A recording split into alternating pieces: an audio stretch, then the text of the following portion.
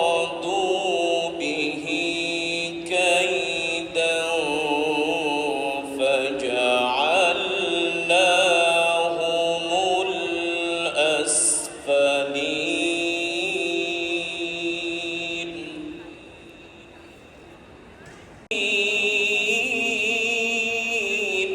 قال إني ذاهب إلى ربي سيهدين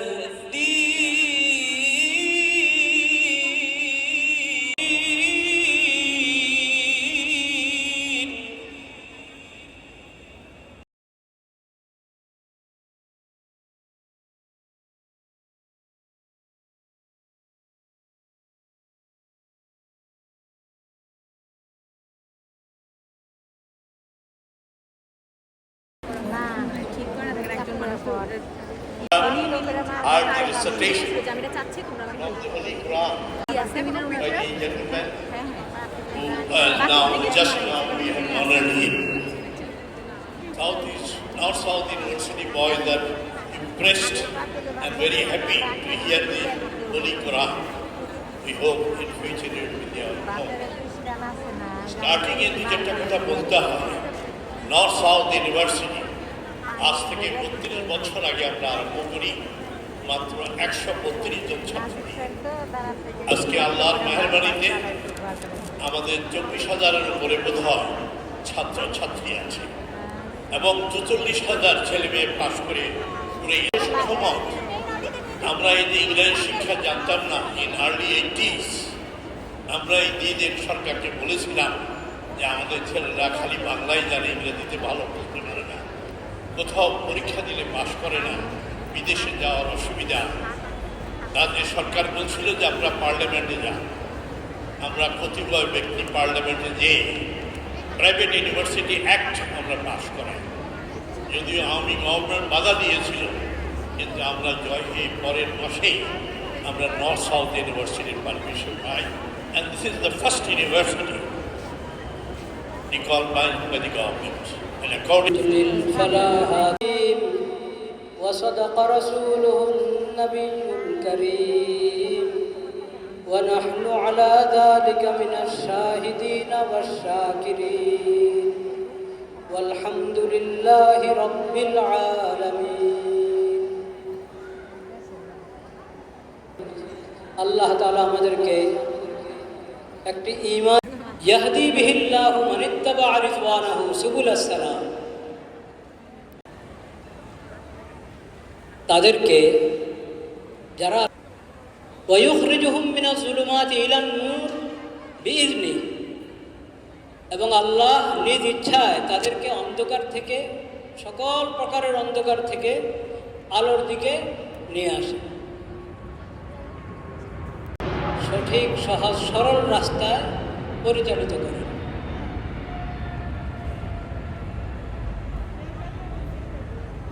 আল্লাহ রাব্বুল আলামিন এখানে কোরআন কারীমের মৌলিক কয়েকটি বৈশিষ্ট্য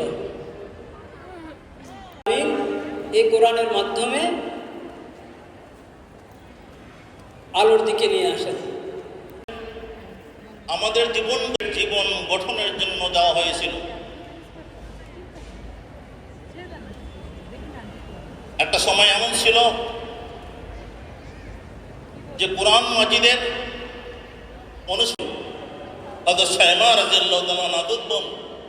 তিনি যখন তার কাছে আসেন, এই দুধ বোনকে বসার, দুধ বোনের কি মর্যাদা তিনি দিয়েছেন যে দুধ বোনকে বসানোর জন্যে নিজের গায়ের চাদর পিছিয়ে দিয়েছেন। আমরা আপন বোনকেও সেই মর্যাদা দিই না। আপন বোন যদি তার হক দাবি করে, সম্মান দিয়েছেন। তিনি স্ত্রীদেরকে কেমন জায়গায় রেখেছিলেন? প্রিয় নবী সাল্লাল্লাহু আলাইহি ওয়াসাল্লাম স্ত্রীদেরকে কেমন জায়গায় রেখেছিলেন? কোরআন মাজিদ বলছে ওয়াশিরুহুন্না বিল মারুফ, নারীর প্রতি সদাচরণ, স্ত্রীদের প্রতি কেমন সদাচরণ করতে হয় আমাদের প্রিয় নবী সাল্লাল্লাহু আলাইহি ওয়াসাল্লাম তা দেখিয়ে গেছে। আমরা স্ত্রীদের কতটা সম্মানের জায়গায় রেখেছে। আমাদের কোরআন পড়তে হবে বন্ধুগণ, কোরআন পড়তে হবে, পড়তে হবে। কোরআন পড়ুন, প্রতিদিন কোরআন পড়ুন। এমন কোনো দিন যেন না যায় যেই দিন কোরআনের الصبح بدا من وافرقته है नूर सहर चेहरे से तेरे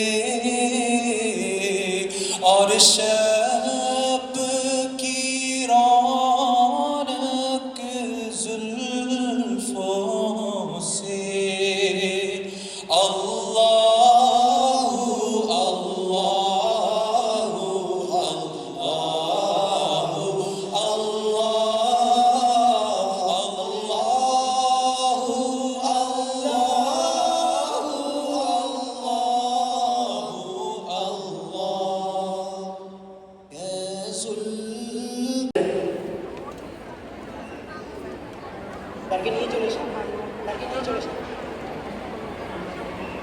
At this moment, we welcome Professor Mukhtar Ahmed, Director, Daffodil Islamic Institute. Professor Mukhtar Ahmed.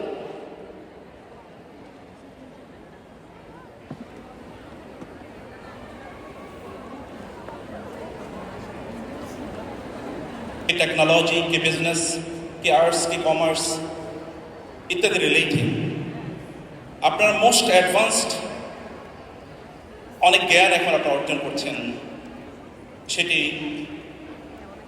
Quantum physics, অনেক বই আপনারা পড়েছেন, এখনও পড়ছেন, আপনাদের সিলেবাসে অসংখ্য বই আছে। কিন্তু আজকে আমি আপনাদেরকে আরেকটি বইয়ের কথা বলতে চাই। এটি কোনো বিজ্ঞানের বই না, কিন্তু শিওরলি এই বই আপনাকে বিজ্ঞানী বানাবে। এটি কোনো ব্যবসার বই না, কিন্তু শিওরলি আপনি কিভাবে ব্যবসা করবেন সে কথা আপনাকে বলবে, বলে অব্যাহতভাবে সেটি বলে যায়। আমি এমন একটি বইয়ের কথা বলছি যে বইটি আপনার কাছে যে বই আছে সেই বইটাকে অ্যাপ্রুভ করে, কনফার্ম করে, সেটাকে নেগেট করে না, ডিনাই করে না, এবং আপনাদের ভেতর থেকে আপনাদেরকে আলোকিত করে দেয়।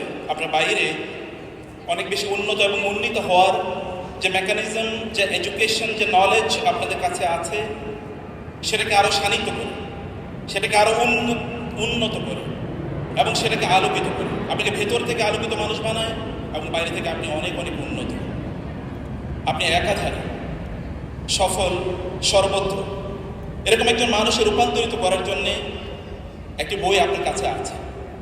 সেটি একটা ক্লোজ বুক, সেটাকে কেবল আপনাকে একটু খুলে দেখতে হবে। বইয়ের কথা আপনাদেরকে বলছি প্রিয় ভাইরা, সমাজের যে ফেইথ, যে বিশ্বাস, এবং আমি ভেতর থেকে যে বিশ্বাস লালন করি, এর মধ্যে কোনো পার্থক্য নাই। এবং তার হাতের লাঠিটা দিয়ে সামনে কেবল একটু তিনি আঁক দিলেন। যদি কোনো পার্থক্য থাকে তাহলে কেবলমাত্র এতটুকু পার্থক্য আছে, তোমরা আমার দেশেই থাকো, নিরাপদে থাকো, তোমাদেরকে কেউ কিছু বলতে পারবে না, এবং অন্যদিকে বললেন তোমাদের দেশে তোমরা ফিরে চলে। সুফিয়ান রাসূল ইসলামের ব্যাপারে বললেন এই এবং তিনি কি বলেন? আবু সুফিয়ান তখনও সবচেয়ে ভয়ঙ্কর শত্রু ইসলামের। তখন হেরাক্লিয়াস বলেছে, আমি জানতাম তিনি আসবেন, কিন্তু তিনি যে তোমাদের মাঝে আসবেন এটা আমি জানতাম না। আমি যদি জানতাম যে আমি তার কাছে পৌঁছতে পারবো তাহলে আমি এখনই রওনা দিতাম, আর যদি আমি তার কাছে পৌঁছতে পারতাম তাহলে আমার এই দুহাত দিয়ে তার দুটো পা আমি ধুয়ে দিতাম। এবং এই আলোকিত মানুষের সামনে, এই বুদ্ধিদীপ্ত যুবকদের সামনে কিছু বলা এটা সত্যি কঠিন ছিল। তারপরে I tried my best to deliver the message of the Quran to you, to inspire you. আল্লাহ সুবহানাহু ওয়া তাআলা আমাদেরকে কোরআনের আলোয় আলোকিত রাখুন। আল্লাহুম্মা আমিন। জাযাকুমুল্লাহ। তাকবীর।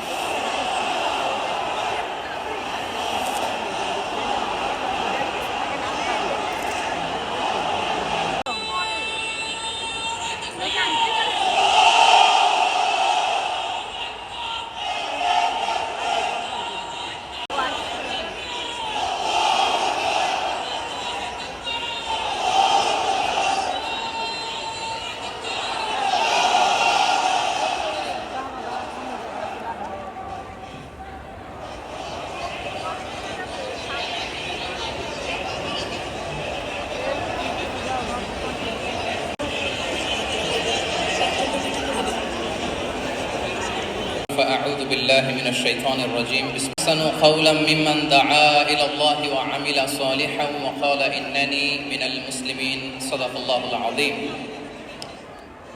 رب اشرح لي ইউনিভার্সিটি কর্তৃক আয়োজিত আজকের এই কোরআন কনফারেন্স এবং সিরা এক্সিবিশন 2025-এ আপনারা যারা উপস্থিত হয়েছেন আপনাদের সবাইকে জানাচ্ছি আন্তরিক শুভেচ্ছা এবং মোবারকবাদ।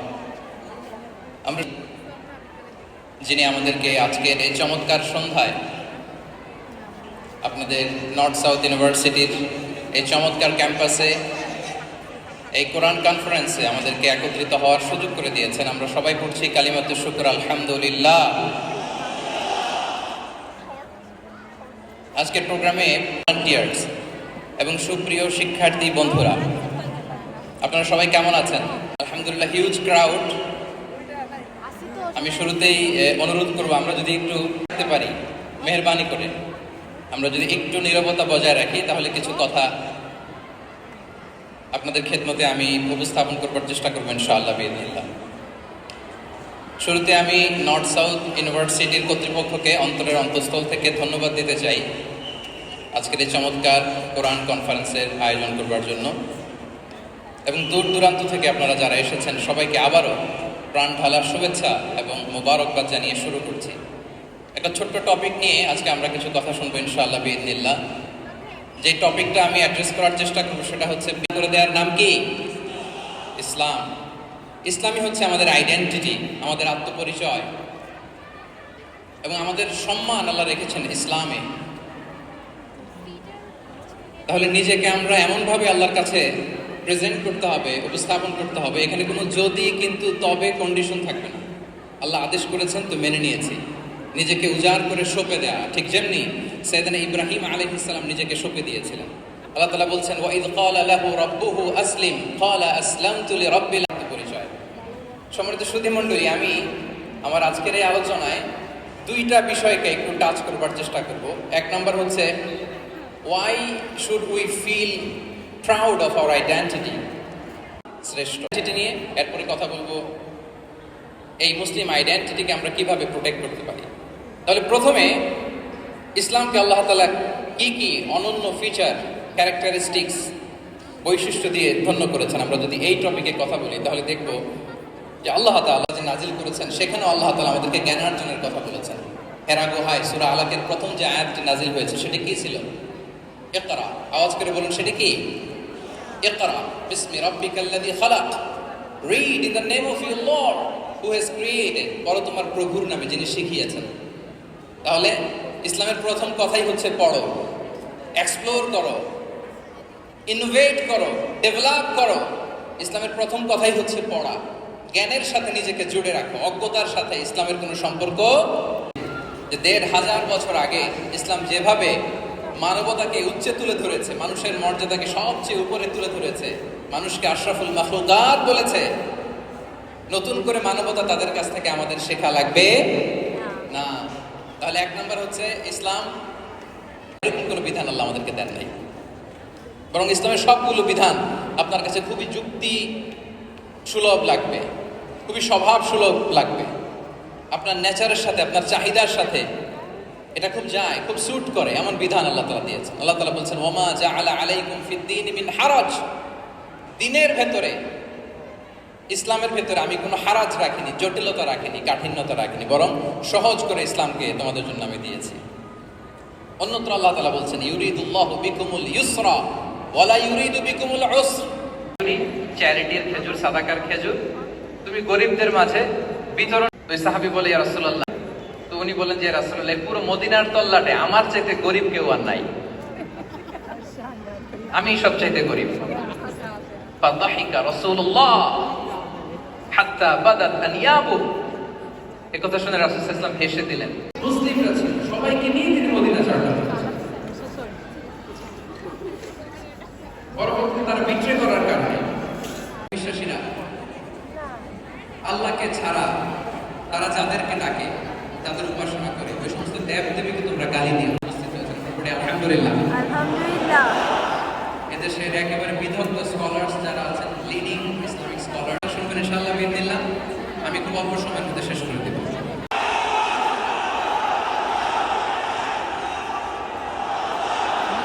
এরকম অনেকগুলো ফিচার দিয়ে আল্লাহ তাআলা ইসলামকে বৈশিষ্ট্যমণ্ডিত করেছেন। আমি কেবলমাত্র 7টি উল্লেখ করেছি। আচ্ছা, আপনাদের কাছে কি মনে হয় এই যে ফিচারগুলো দিয়ে আল্লাহ তাআলা ইসলামকে বৈশিষ্ট্যমণ্ডিত করেছেন, ওই ইসলাম পেয়ে এই মুসলিম আইডেন্টিটিকে আমরা কিভাবে প্রোটেক্ট করব? কয়েকটা পয়েন্ট বলি।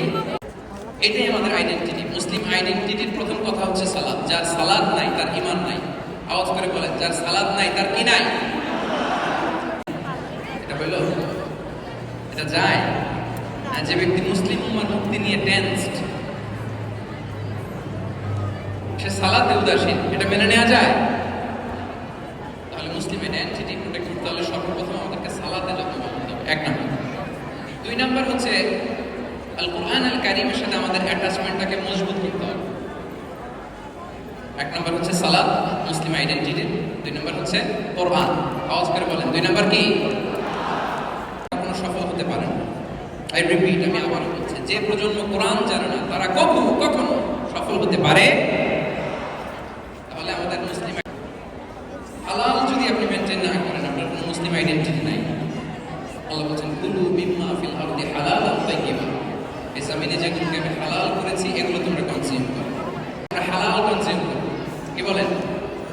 সব ক্ষেত্রে হারাম খেয়ে, হারাম কনজিউম করে যে ব্যক্তি দোয়া করে, যারা হারাম খায় তাদের দোয়া আল্লাহ কবুল করে না। বলেন, বিভিন্ন অফিসগুলোতে ঘুষ আছে না? ঘুষ আছে। কর্মকর্তা গরু গোশত খায় না, কেন খায় না? তার ধর্মে এটা নিষেধ, গরু খেতে চায়। আচ্ছা, আবার সরকারি অফিসগুলোর অনেক মুসলিম কর্মকর্তা দেখবেন সরকারি কাজে থাইল্যান্ড গিয়েছে, চায়না গিয়েছে, খুঁজে হালাল রেস্টুরেন্ট খোঁজে, ওয়াইন খায় না, পর্ক খায় না। কারণ কেন খায় না? এটা ইসলামে নিষেধ। কিন্তু 2 অফিসারই, মুসলিম অফিসার, হিন্দু অফিসার, 2জনই আবার ঘুষ খায়। ঘুষ খায় না, তার ধর্মে নিষেধ। মুসলিম অফিসার ওয়াইন খায় না, পর্ক খায় না। শুধু এইটার ব্যাপারে কি হালাল? ইউর ইনকাম শুড বি হালাল, ইউর ফ্যাশন শুড বি হালাল, ইউর এন্টারটেইনমেন্ট শুড বি হালাল, ইউর রিলেশনশিপ শুড বি হালাল। আসল জায়গায় এই হালাল আর কোনো রিলেশনশিপে যাওয়া যাবে? প্রি ম্যারেজ রিলেশনশিপ, এটা কি হালাল না হারাম? ফতোয়া আপনারাই দিয়ে দিন। এরকম একটা ভালো পরিবেশ খুঁজে নেন, একটা দ্বীনি সার্কেল খুঁজে নেন। Never stop learning Islamic knowledge. যারা এই যে নলেজ শেয়ারিং সেশন করে ইসলাম, কি বলেন, সবাই থাকবেন তো? তা না হলে মুসলিম আইডেন্টিটি আমরা প্রোটেক্ট করতে পারবো। আচ্ছা, 5 নম্বরে হচ্ছে এঙ্গেজ উইথ গুড ওয়ার্ক। কল্যাণমূলক কাজের সাথে নিজেকে আমরা জড়িয়ে রাখবো। এই যে টাইমটা আপনার লাইফে সবচেয়ে গ্রিন টাইম আপনি পার করছেন, বেশিরভাগ শ্রোতাই তো এখানে তরুণ এবং যুবক, এই সময় আপনি আর পাবেন না, কখনো পাবেন না। এই টাইমটাকে যেন আমরা কাজে লাগাই। এমন সময় আপনারা পার করছেন, আপনারা চাইলে বাতাসের গতিকে আপনারা পাল্টে দিতে পারেন, সাগরের স্রোতকে উল্টে দিতে পারেন, আপনারা চাইলে ইতিহাস করতে পারেন। এই যে 24-এর এই যে আপরাইজিং হলো, কারা করেছে এটা? হ্যাঁ, প্রবীণরা না নবীনরা?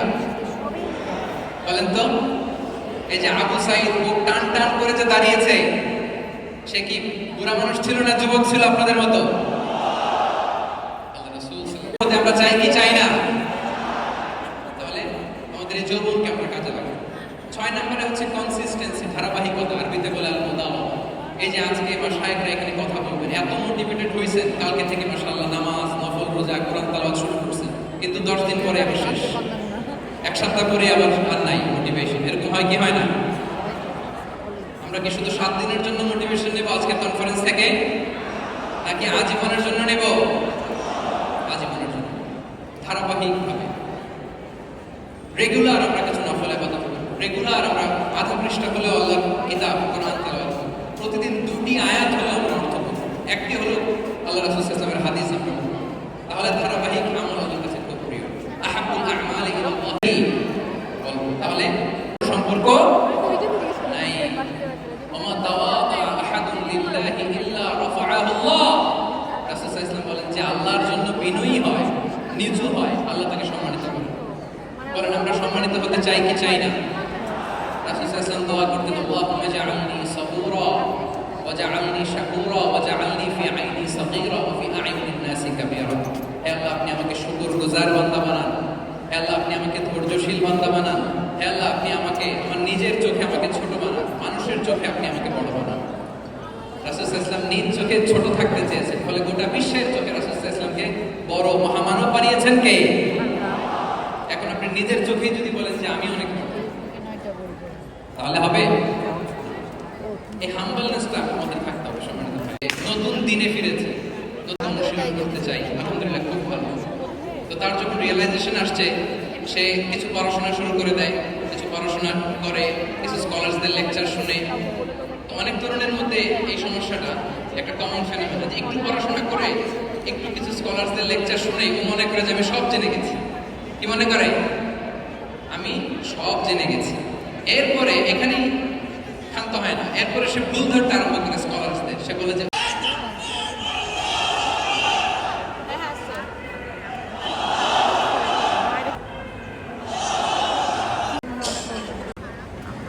আসসালামু আলাইকুম ওয়া রাহমাতুল্লাহি ওয়া বারাকাতুহু।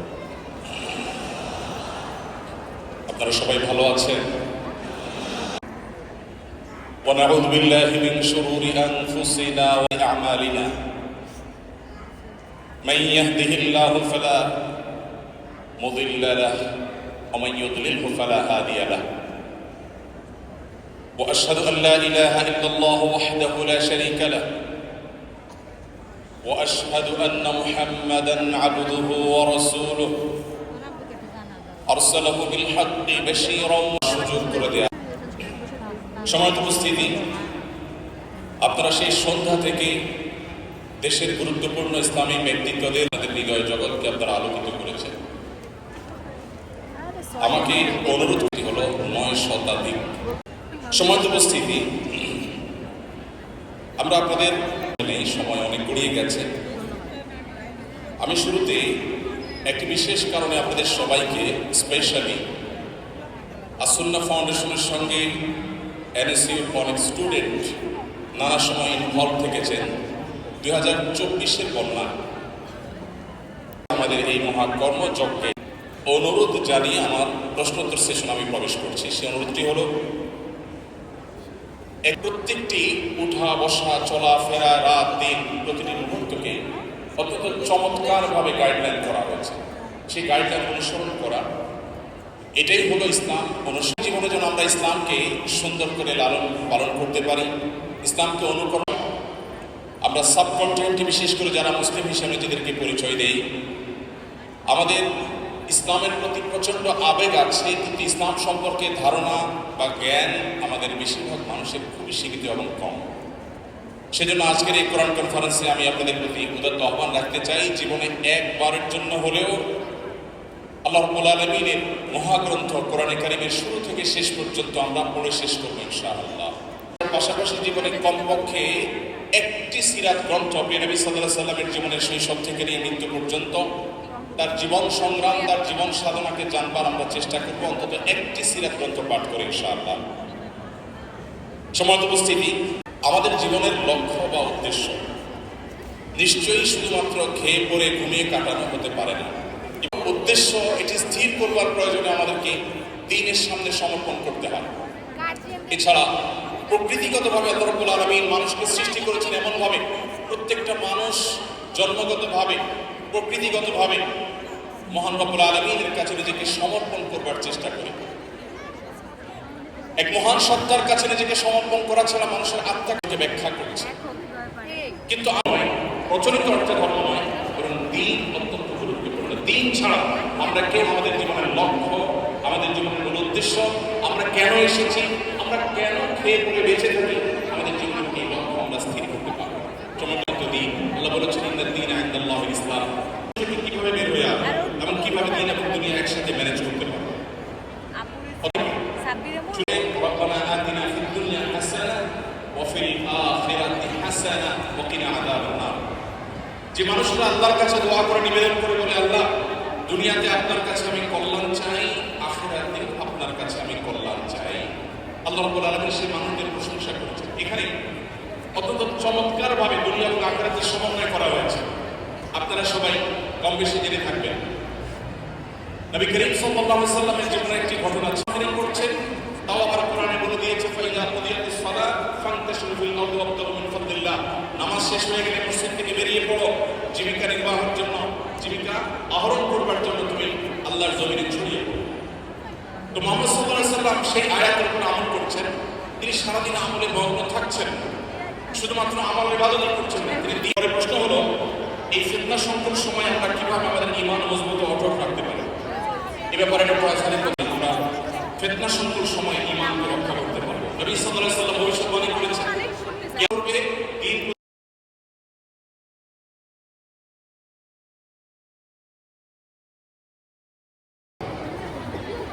তিনি